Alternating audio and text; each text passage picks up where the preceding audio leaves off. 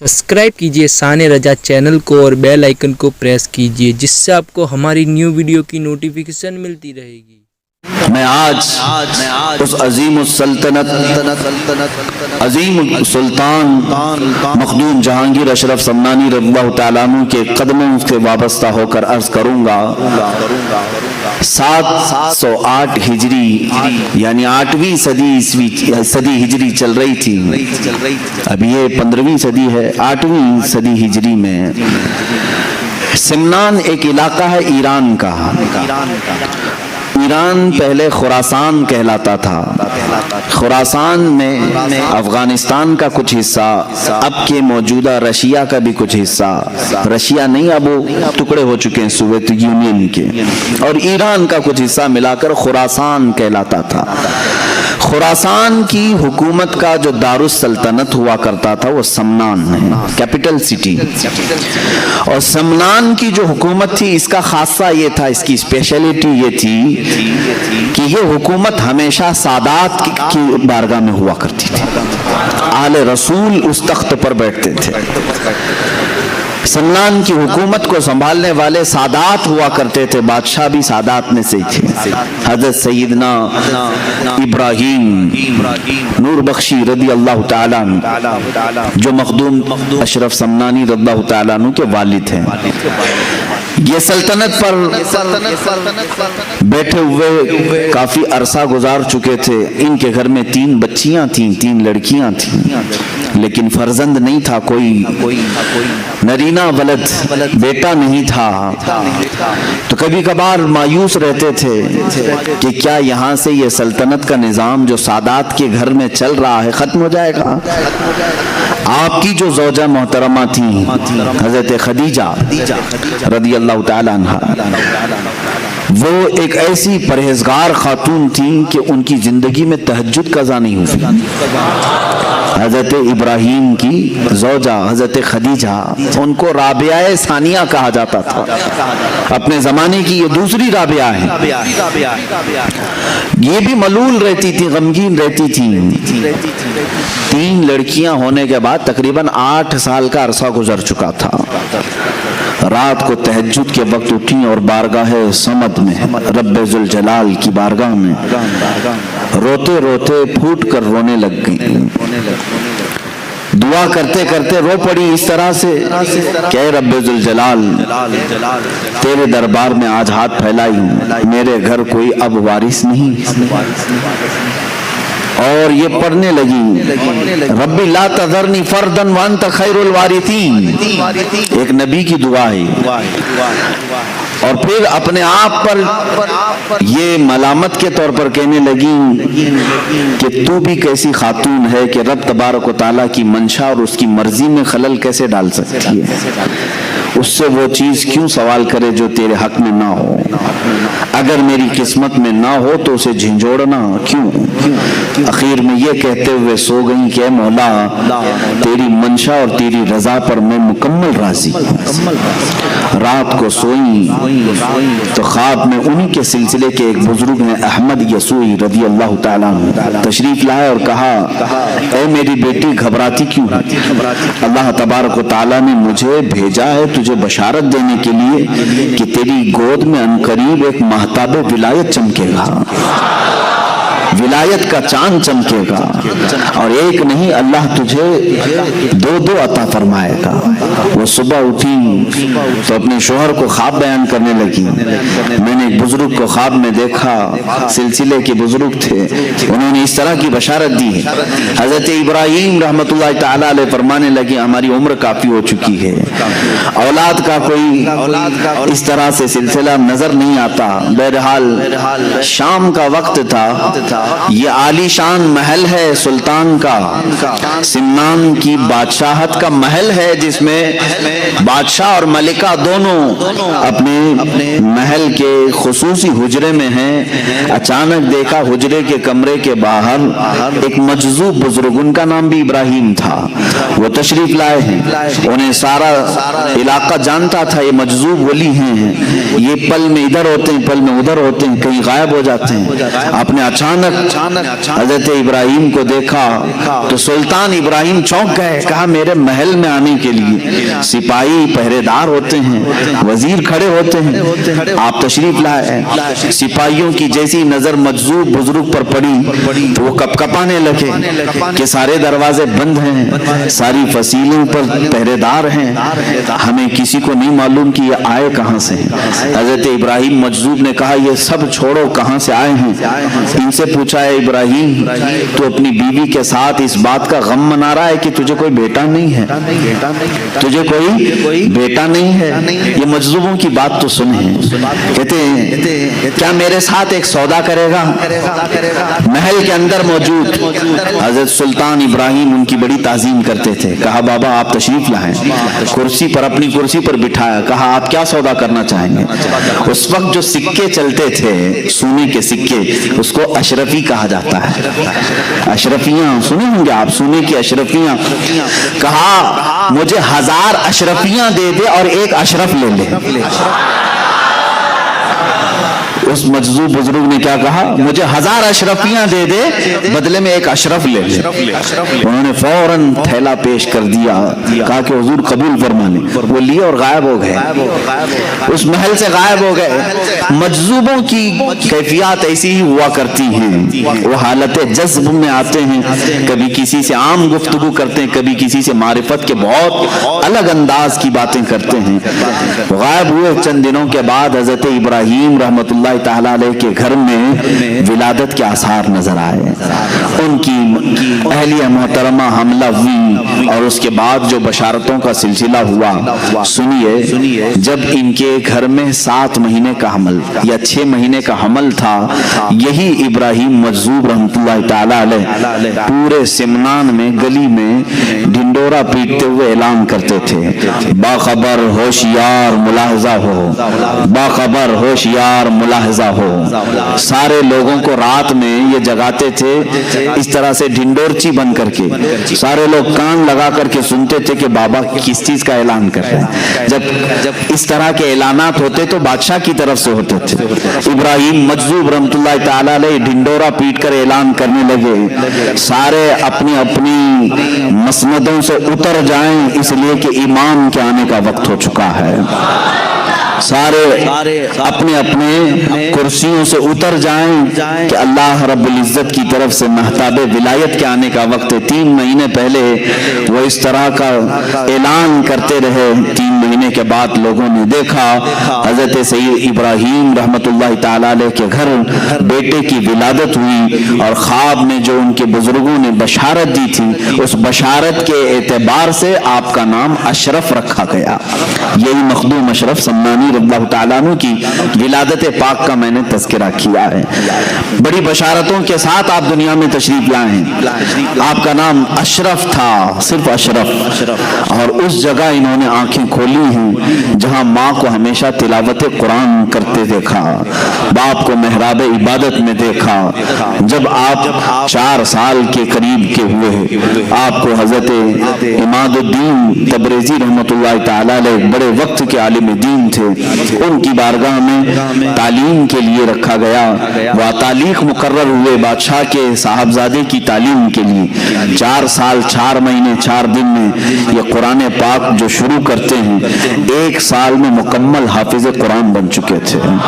5.5 سال کی عمر ہو رہی تھی جب حضرت مخدوم اشرف سمنانی رضی اللہ تعالیٰ عنہ حافظ قرآن ہو چکے تھے. 7 سال کی عمر تھی اس وقت. پوری دنیا میں جو مشہور قراتیں ہیں 7 قراتوں سے قرآن پڑھا جاتا ہے جس کو قرات سبا کہتے ہیں. عام لوگ اب وہ سمجھ بھی نہیں پائیں گے کہ قرات سبا ہے کیا چیز, اس لیے کہ یہ علم اٹھتا جا رہا ہے. 7 قراتوں کے جاننے والے اب علماء بھی کم ہو گئے ہیں. یعنی قرآن 7 طریقوں پر نازل ہوا ہے.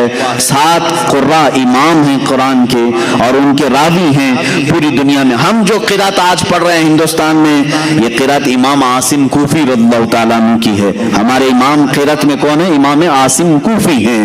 ان سے روایت کیا ہے ان کے شاگرد نے حضرت امام حفص رحمت اللہ تعالیٰ علیہ. جو آج ہم قرات پڑھ رہے ہیں قرآن قرآن کو الحمدللہ رب العالمین الرحمن الرحیم مالک یوم الدین، یہ جو طریقہ ہے یہ قرأت امام عاصم کوفی کا ہے۔ اس طرح 7 امام ہیں قرآن پاک کی قرأت کے، اس کو عام آدمی نہیں سمجھ سکے گا، اسے مکمل عالم دین بننا ہوگا، لغت عربی کی جانکاری پوری حاصل کرنی ہوگی، گرامر پورے سیکھنے پڑیں گے، الف کب آتا ہے، زبر کب آتا ہے، زیر کب آتا ہے، پیش کب آتا ہے، کن 2 حرفوں کو ملایا جاتا ہے، کس کو سائلنٹ کیا جاتا ہے، یہ پورے گرامر سیکھنے کے بعد یہ قرأتوں کا علم حاصل کر سکتے ہیں۔ قربان جاؤ مخدوم جہانگیر سمنانی رضی اللہ تعالیٰ عنہ کی عمر پاک 7 سال کی ہے اور 7 قرأتوں کے ساتھ آپ حافظ قرآن ہو چکے تھے، حافظ قرآن ہو چکے تھے۔ عزیزان گرامی، یہاں تو 7 سال کی عمر میں ابھی بچے کو قرآن کا پہلا پارہ پڑھنا نہیں آتا، دیکھ کر کے وہ اللہ کے ولی تھے اور اللہ تعالیٰ نے انہیں علم لدنی عطا فرمایا۔ علم لدنی کہتے ہیں جو غیب سے دیا جائے، جب گھر صاف ستھرا ہو، ماں باپ کی تربیت اچھی ہو تو فیض بھی اللہ تعالیٰ کی طرف سے جلدی اترتا ہے۔ یہ ماحول کا بھی اثر ہوتا ہے۔ سادات کا گھرانہ تھا، ظاہر سی بات ہے عقل بھی وراثت نبی میں پائی تھی، علم وراثت علی میں پائی تھی۔ حضرت مخدوم اشرف سمنانی رضی اللہ تعالیٰ عنہ 14 سال کی عمر کے ہو رہے تھے، 7 سال میں حافظ قرآن ہوئے، 14 سال کی عمر میں جتنے علوم متداولہ اس وقت تھے، معقولات، منقولات، منطق، فلسفہ، زجر، ساری چیزیں، علم مناظرہ، علم مقابلہ، علم تصوف، علم فقہ، علم تفسیر، علم اصول حدیث، علم حدیث، یہ تمام علوم متداولہ سے فارغ ہو کر آپ 14 سال کی عمر میں مفتی کامل بن چکے تھے۔ 14 سال کی عمر میں مفتی کامل بن چکے تھے۔ اب ظاہر سی بات ہے 14 سال کی عمر کا حافظ، قرأت سبا کا قاری، بہترین عالم دین، مفتی کامل، فاضل، محدث، فقیہ، مفسر، 14 سال کی عمر میں یہ سب کچھ اللہ نے انہیں غیب سے عطا فرمایا۔ لیکن اس وقت کے علماء کا کہنا یہ ہے، مخدوم اشرف سمنانی رضی اللہ تعالیٰ عنہ مدرسے سے نکلتے تھے، ظاہر سی بات ہے علماء کا ایک انداز الگ ہوتا ہے، علم جب آئے تو اس کا انداز الگ ہوتا ہے، تو مولانا کہتے ہیں نا، اب جو علم دین حاصل کیا ہے اسے کیا کہتے ہیں؟ مولانا۔ تو اس زمانے کے علماء کہتے ہیں اکثر ہم نے اشرف کو مولانا اشرف کم دیکھا، فقیر اشرف زیادہ دیکھا۔ فقیر اشرف کا مطلب کیا ہے؟ ان کے اندر طمع، حرص کچھ نہیں، بلکہ علم حاصل کرنے کے بعد اور اس کم عمری میں اتنے مقامات حاصل کرنے کے بعد بھی زہد کی طرف زیادہ توجہ تھی، ترک دنیا کی طرف زیادہ توجہ تھی۔ اللہ ان کا صدقہ ہم غریبوں کو عطا فرمائے۔ حب مال، حب جاہ، حب دنیا، یہ ایسی غلاظتیں میرے عزیزوں کے مومنین کو تباہ کر ڈالتی ہیں۔ مخدوم اشرف سمنانی رضی اللہ تعالیٰ 14 سال کی عمر میں کن کن علوم سے آپ بہرمند ہو چکے تھے؟ حافظ، قاری قرآن، وہ بھی 7 قرأتوں کے امام، عالم دین، فاضل دین، مفتی کامل، مفسر، فقیہ، محدث، یہ سب ہونے کے بعد 15ویں سال کی آپ کی عمر مبارک تھی۔ میں شروع سے چل رہا ہوں آپ کی سیرت طیبہ پر۔ 15ویں سال کی عمر تھی، آپ کے والد ماجد سید ابراہیم رحمۃ اللہ تعالی علیہ کا وصال ہوا۔ آپ کے انتقال کے فوراً بعد ہی 15 سال کی عمر میں تخت شاہی پر آپ کو بٹھا دیا گیا، بادشاہت کا تاج آپ کے سر پر رکھ دیا گیا۔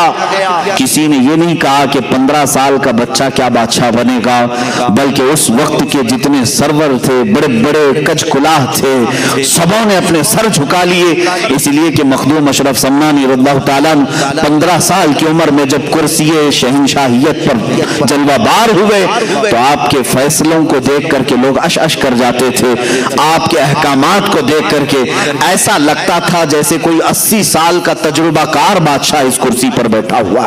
15 سال کی عمر میں بادشاہت آپ کے کندھوں پر آ چکی تھی، لیکن اس بادشاہت کو آپ نے سرے سے انکار ہی نہیں کیا، ختم ہی نہیں کیا، بلکہ اس کو سنبھالا۔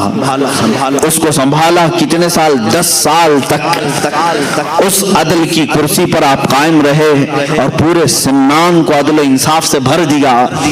پوری دنیا میں اس وقت سمنان کا سکہ چلنے لگا اور ہر کوئی یہ کہتا تھا کہ اور بادشاہ بیٹھتے ہیں کرسیوں پر، لیکن سمنان کی کرسی ایسی ہے جس پر نائب رسول اور آل رسول بیٹھا ہوا ہے. یہ کرسی سمنان کی کرسی کی خصوصیت تھی. رسول اللہ کا بیٹا بیٹھا ہے اور رسول اللہ کا نائب بن کر بیٹھا ہے. علم دین کا وارث بھی ہے اور زہد و اتقا بھی ہے اور اللہ رب العزت کی عطا کردہ بے شمار نعمتوں سے سرفراز بھی ہے. مخدوم اشرف سمنانی رضی اللہ تعالیٰ 10 سال اس کرسی شہنشاہیت پر جلوہ بار رہے. اس کے بعد معاملات ایسے تھے کہ اس بادشاہت کی کرسی پر رہتے ہوئے بھی آپ کا دل رات کے وقت مصلی کی طرف لگا رہتا. دن بھر اگر رعایا کے معاملات دیکھتے، وزراء سپاہیوں کے حالات دیکھتے، رات کے وقت آتے اور تنہائی میں پوری رات مصلی پر گزار دیتے تھے. رات کا ایک مختصر حصہ آپ سونے کے لیے رکھتے، بلکہ 1/3 حصہ مکمل عبادت الہی کے لیے آپ نے وقت کیا تھا. ہے کوئی آج کا تھوڑے سے پیسے جس کے پاس آئیں وہ کھڑا ہو کر کے دکھائے رات کو؟ یہ بادشاہت جس کے پاس ہے وہ ساری سلطنت کا بار ان کے کندھوں پر ہوتا ہے، پوری رعایا کا بوجھ ان کے کندھوں پر ہوتا ہے. یہ سب چیزیں رکھنے کے باوجود مخدوم اشرف سمنانی رضی اللہ تعالیٰ عنہ کی زندگی میں کبھی آپ یہ نہیں پاؤ گے کہ انہوں نے رعایا کی خدمت کرتے کرتے کبھی اپنے رب کی نافرمانی کر دی ہو یا اپنے رب تبارک و تعالیٰ کی عبادتوں میں کمی کی ہو. کبھی نہیں. دل اس میں لگا ہی رہتا. مخدوم اشرف سمنانی رضی اللہ تعالیٰ ان دولت مندوں میں سے نہیں تھے، ان سرمایہ داروں میں سے نہیں تھے جن کو اپنی دولت کی جمع اور خرچ کو حساب کرتے کرتے راتیں گزر جاتی ہوں، بلکہ یہ رعایا کے بھی معاملات دیکھتے اور رات کو اپنے رب کے حضور بھی حاضر ہوتے تھے. ظاہر سی بات ہے یہ سلسلہ زیادہ دن تک چلتا نہیں. 2 چیزیں ایک ساتھ چلانا بہت مشکل امر ہے. حضرت خضر علیہ السلام سے آپ کی ملاقات ہوئی. سیدنا خضر علیہ السلام سے ایک دن ملاقات ہوئی. انہوں نے آپ کو اویسی اشغال کی اجازت دی. اویسی ایک سلسلہ ہے. حضرت خواجہ اویس قرنی رضی اللہ تعالیٰ عنہ کے معمولات اور ان کے وظائف اس سلسلے میں دیے جاتے ہیں. اجازات بھی آج بھی اس کی دی جاتی ہیں. اویسی اشغال کی اجازتیں دیں اور کہا ایک اسم اعظم کا ذکر کرنا لیکن زبان نہ ہلانا. حضرت خضر علیہ السلام نے اس کی مشق کرائی. کس کو؟ مخدوم اشرف سمنانی رضی اللہ تعالیٰ. وہ ذکر اس طرح کا ہوتا کہ زبان نہیں ہلتی لیکن دل سے اسے کہا جانے لگتا. اس میں اللہ ہے یا اس میں اعظم جو بھی انہیں تعلیم دی گئی. ایک وقت ایسا آیا کہ اس کی مشق کے بعد آپ جہاں بیٹھتے مخدوم اشرف سمنانی رضی اللہ تعالیٰ آپ کی زبان بند ہوتی، دل سے وہ ذکر کی آواز آنے لگتی تھی. جو لوگ قریب ہوتے وہ سنتے تھے. یہ پاس انفاس اس کو کہتے ہیں، سانسوں کو روک لینا، یہ بھی اس میں تعلیم دی جاتی. چند دنوں کے بعد جب ذکر کی لذت کسی کو ملنے لگ جاتی ہے تو پھر دنیاوی تمام تر ثمرات میں اس کا کوئی دل نہیں لگتا. آخر وہ دن بھی آیا جب آپ کو اس بادشاہت سے اور اس کرسی سے میلان ہٹتا گیا اور اس کی طرف سے آپ دور ہونے کی کوشش مسلسل کرتے رہے. اپنی والدہ ماجدہ کے پاس حاضر ہوئے، کہا بس ہو گیا، میں نے 10 سال اس سلطنت کو چلایا، کہیں پر بھی میں نے اللہ اور اس کے رسول کی نافرمانی نہیں کی. عدل سے میں نے پورے سمنان کو بھر دیا. اب میں چاہتا ہوں کہ میری بقیہ زندگی اللہ کے حضور میں فقر کے ساتھ گزاروں، فقر کے ساتھ گزاروں، زہد کے ساتھ گزاروں. ماں نے اجازت دی. حضرت مخدوم اشرف سمنانی رضی اللہ تعالیٰ جیسی ہی ماں سے گفتگو کرتے دوسرے ہی دن رعایا کو طلب کیا، سارے سپاہیوں وزیروں کو، اور سلطنت کا یہ پورا مجمع جب جمع ہوا تو آپ نے علل اعلان اپنا تاج نکال کر اپنے چھوٹے چھوٹے بھائی حضرت سید محمد عارف رحمت اللہ تعالی علیہ کو پہنایا اور کہا میرے بعد اس تخت کے جانشین یہ ہیں. ان کے چھوٹے بھائی تھے, آپ کا نام اشرف تھا, ان کا نام عارف تھا. حضرت سلطان سید محمد عارف رحمت اللہ تعالی علیہ کو پہنایا اور اسی وقت رخت سفر باندھا کہ میں اب سفر کے لیے نکل چلتا ہوں. کہاں جائیں گے؟ اولیاء کاملین جب سفر کے لیے اٹھتے تھے تو ان کی منزل صرف اللہ رب العزت کی رضا ہوتی, کوئی پرٹیکولر گاؤں نہیں ہوتا, وہ نکل چلتے تھے. بس مجھے اس سمنان کی شاہانہ زندگی سے نکلنا ہے.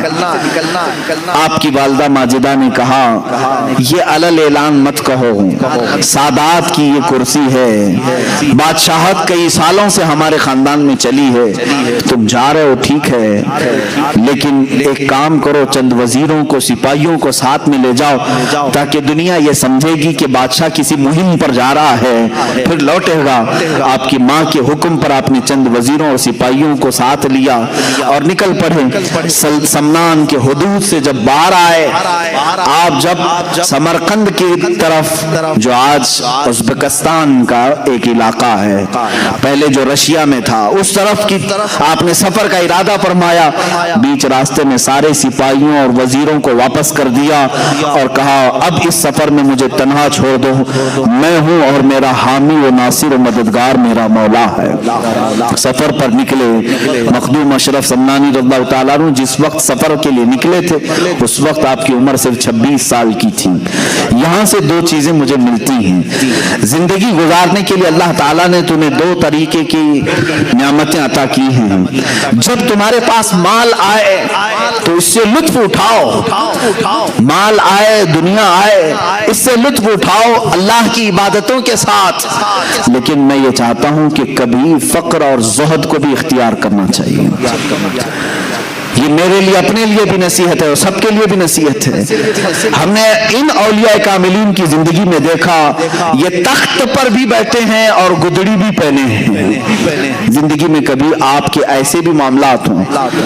آج آپ نے بہت عالی شان بنگلہ بنایا ہے, اچھی بات ہے, میں اس کے خلاف نہیں جاؤں گا. آپ کی بڑی سی بڑی عمارت بناؤ, اچھے گھر میں رہ رہے ہوں, لیکن کبھی ایسا بھی کرو کہ زندگی میں ایک دن اپنے سارے بچوں کو لے کر کہو کہ آج ہم فاقہ اختیار کریں گے, دنیا کو دکھانے کے لیے نہیں, ہم صرف کھجور پر سحری کرتے ہیں, کھجور پر افطار کرتے ہیں, اس لیے کہ اللہ کی بہت بڑی نعمتیں ہمارے پاس موجود ہیں, لیکن اللہ کو عجز و انکساری اور فقر و فاقہ بھی پسند ہے. یہ ہم اپنی زندگی میں کر سکتے ہیں کہ نہیں کر سکتے؟ اچھی نعمتیں کھاؤ. میں یہ نہیں کہہ رہا کہ آپ بریانی نہ کھاؤ, چکن مٹن نہ کھاؤ, سب کھاتے رہیں, آپ حلال جو چیزیں کھائیں, لیکن ہماری زندگی میں کھاؤ, مہینے میں ایک دن ہو یا ہفتے میں ایک دن ہو, ایسا آنا چاہیے جس میں ہم زہد بھی کریں. زہد کہتے ہیں ترک دنیا کو, خواہشات سے دوری. ایک دن میں نے اس سے قبل شاید 1 سال ہو گیا ہوگا, ممبئی میں ہمارے بچوں سے میں نے ایک گزارش کی تھی, اے میرے عزیزو, آج کی اس بھری پری دنیا میں تمہارے لیے اگر کوئی چیز زہد بن سکتی ہے, زہد کہتے ہیں ہر اس چیز کو چھوڑ دینا جو اللہ کی رضا میں خلل پیدا کرے, زہد اس کو کہتے ہیں. مال خلل پیدا کر رہا ہے, میں مال کو چھوڑ دیا. بیٹا خلل پیدا کر رہا, میں نے بیٹے کو دور کیا. بیوی خلل پیدا کر رہی, میں نے بیوی کو الگ کر رکھا ہے.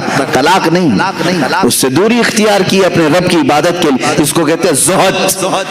یہ زہد ہے.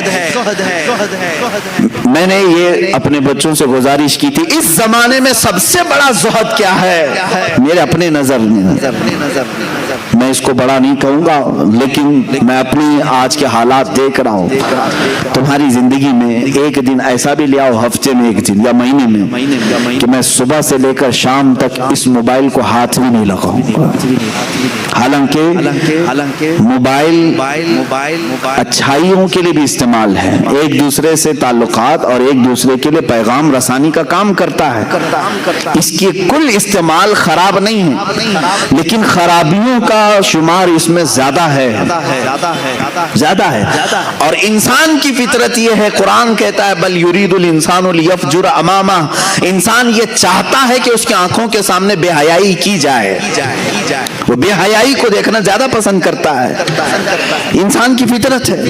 تم اگر روزہ رکھ سکتے ہو تو اس کا انٹرنیٹ کا روزہ رکھ کر کے دکھاؤ. یہ بات میں اس لیے کہہ رہا ہوں کہ آج ہر کس و ناکس اس کا ایڈکٹ بن چکا ہے. جیسے نشہ نہیں چھوڑ سکتے اس طرح سے اس کو چھوڑنا بہت مشکل ہے. آج لوگ اپنے ماں باپ, اپنے بھائی بہن, اپنی بیوی بچوں سے تو دور رکھ سکتے ہیں, انٹرنیٹ اور موبائل سے دور رہنا ان کے لیے بہت ہی دقت کی بات ہے.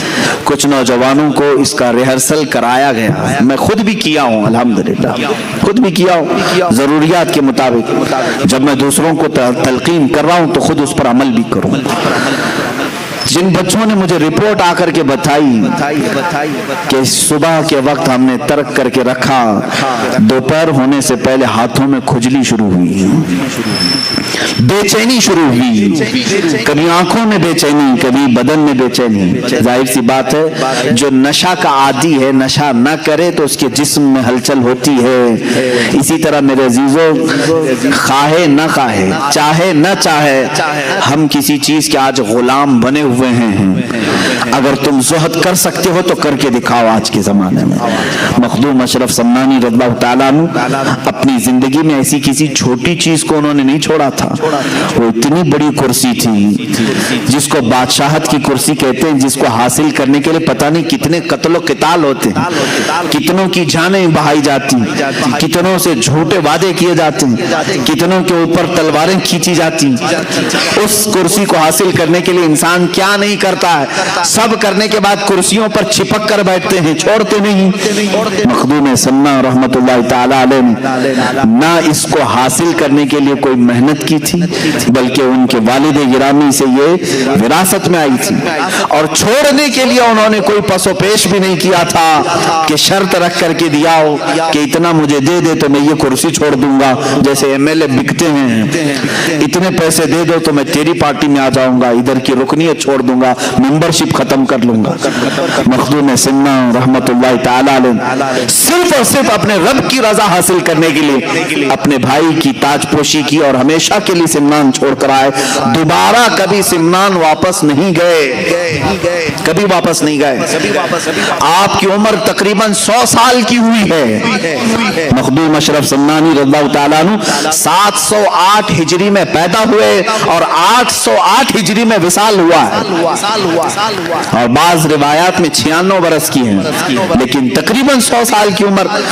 25 سال کی عمر میں اپنا عزیز وطن, پیدائشی وطن, اپنے ماں باپ کا وطن چھوڑا ہوا یہ مرد قلندر باقی 75 سال کی عمر میں کبھی بھی اس طرف کا رخ نہیں کیا. کیوں؟ فرماتے ہیں ایک بار جس چیز کی لذت نکل گئی اسے دیکھنا بھی ہمارے لیے جائز نہیں, دیکھنا بھی اس کے لیے وہ ممنوع سمجھتے تھے. عزیزان گرامی وقار, مخدوم اشرف سمنانی رضی اللہ تعالیٰ جب نکلے تو اس کرسی کو ختم کر کے جو نکلے, چھوڑ کر کے نکلے, کہ تارک السلطنت کہتے ہیں. پورے رسول کریم صلی اللہ علیہ وسلم کی امت میں صرف 2 ولی ایسے گزرے جنہوں نے بادشاہت کو چھوڑا ہے, ایک حضرت ابراہیم بن ادھم, دوسرے مخدوم اشرف جہانگیر سمنانی رضی اللہ. وہ بلخ کی بادشاہت چھوڑ کر نکلے تھے اور یہ سمنان کی بادشاہت چھوڑ کر. دونوں کے حال ایسے ہی ہیں. حضرت ابراہیم بن ادھم نکلے اور گدڑی پہن کر کے دریا کے کنارے بیٹھے رہتے تھے. ایک وقت تھا جو کرسی پر بیٹھتے, اور ایک وقت ایسا کہ پتھریلی زمین پر دریا کے کنارے بیٹھے رہتے. مخدوم سمنا رحمت اللہ تعالی علیہ شاہی سواری پر سوار ہونے والے, لیکن جب سمرقند کا سفر کر رہے ہیں پیروں میں چپل تک نہیں تھے. یہ زہد آپ نے فرمایا, مجبوری نہ کہو اس کو, یہ مجبوری نہیں تھی, اپنے رب کی رضا کے لیے دنیا کا ترک تھا. جب آپ سمرقند کے راستے سے لاہور تشریف لائے تو لاہور میں حضرت سید جلال الدین بخاری رحمت اللہ تعالیٰ نے, جن کو مخدوم جہانیاں جہاں گشت کہا جاتا ہے, اوچھ شریف میں آپ تشریف لائے. حضرت مخدوم سید جلال الدین رحمت اللہ تعالیٰ علیہ نے آپ کا پرتپاک استقبال فرمایا, اپنی خانقاہ میں 3 دن تک ٹھہرایا. اس وقت کے وہ غوث تھے حضرت سید جلال الدین بخاری, اپنی خانقاہ میں 3 دن رکھا اور اس کے بعد کیا فرمایا کہ فرزند اشرف تمہارا انتظار کسی اور بزرگ کے ہاں ہو رہا ہے، تم کسی اور کی امانت ہو۔ کون ہے وہ بزرگ؟ مخدوم علاء الدین پنڈوی رحمت اللہ تعالی علیہ، جو بنگال کی مالدہ کی سرزمین پر آج بھی آرام فرما ہیں۔ یہ اس زمانے کے قطب الاقطاب تھے، قطب الاشراف تھے۔ اس وقت حضرت مخدوم علاء الدین پنڈوی رحمت اللہ تعالی علیہ حضرت مخدوم اشرف سمنانی کے انتظار میں وہاں بیٹھے ہوئے تھے۔ جلال الدین بخاری رحمت اللہ علیہ نے ان کو رخصت کیا کہ آپ جائیں بنگال کی سرزمین پر۔ وہاں سے پیدل چلتے ہوئے نکلے۔ لاہور کی سرزمین کہاں ہے، بنگال کہاں ہے، پیدل سفر کیا۔ بہار کے راستے سے ہو کر گزر رہے تھے۔ بہار میں ایک علاقہ منیر ہے، یہاں ایک بزرگ ہیں مخدوم شرف الدین یحییٰ منیری رحمت اللہ تعالیٰ علیہ۔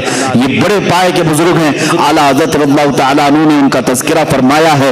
مخدوم شرف الدین یحییٰ منیری رحمت اللہ تعالیٰ علیہ کے نام پاک کا اثر ایسا ہے، آج بھی میرے خود اعمال میں موجود ہے کہ چیچک کسی کو ہو جائے، چیچک کی بیماری، حضرت شرف الدین یحییٰ منیری کا نام لے لو وہ چیچک ختم ہو جاتی ہے۔